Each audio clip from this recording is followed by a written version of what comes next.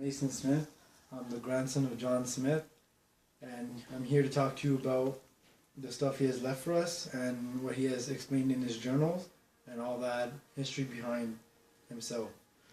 So, starting off with Lieutenant John Smith, as in my grandfather, has left his socks for us to see, and as you can see, there's blood stains and they're really kind of moist and wet still. The purpose was that because he had to wash these every day, so it would prevent trench foot, and trench foot was known for killing people. It was a big disease, and within like 2-3 weeks, it would grow, and then it would basically be a slow death. And luckily, my grandfather never got that because he used to wash his socks every day, so he was mostly cleaner than the other soldiers, you can say. Moving on, my grandfather, Lieutenant John Smith, I think he was one of the two founders of the cloth.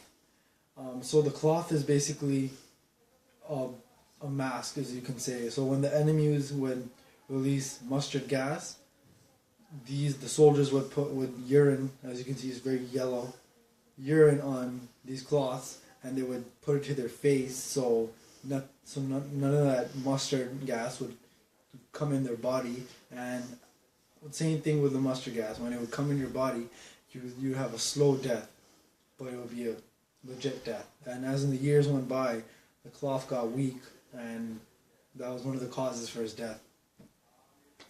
Moving on, 1920s and 30s, my grandfather's favorite rum.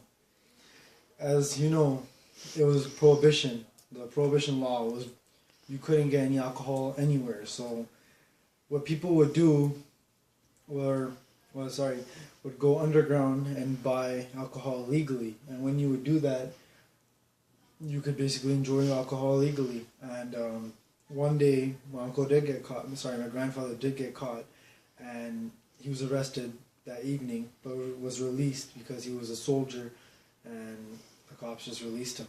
And yeah, this is the favorite rum.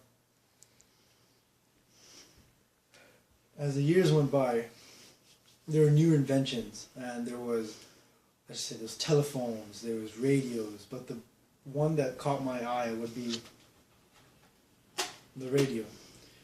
As my grandfather, Lieutenant John Smith, and his dearly wife, my grandmother Molly Smith, they would sit down together, and whenever they got the chance, they would listen to the radio. When I was a little boy, my grandfather used to tell me stories about how he heard on the news that Adolf Hitler, the leader of the German Nazi Party, had killed about 100,000 Jews in a week or two.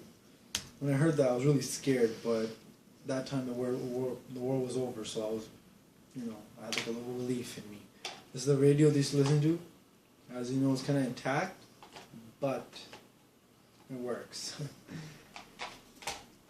As the years went by, my grandfather had proposed to his lovely wife, my grandmother, Molly Smith, and before their death, she had taken off her ring and she had left it in the box of my grandfather's, and that box was here with me with all these memories, basically.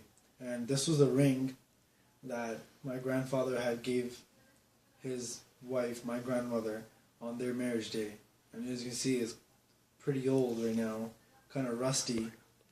And yeah, I have it now.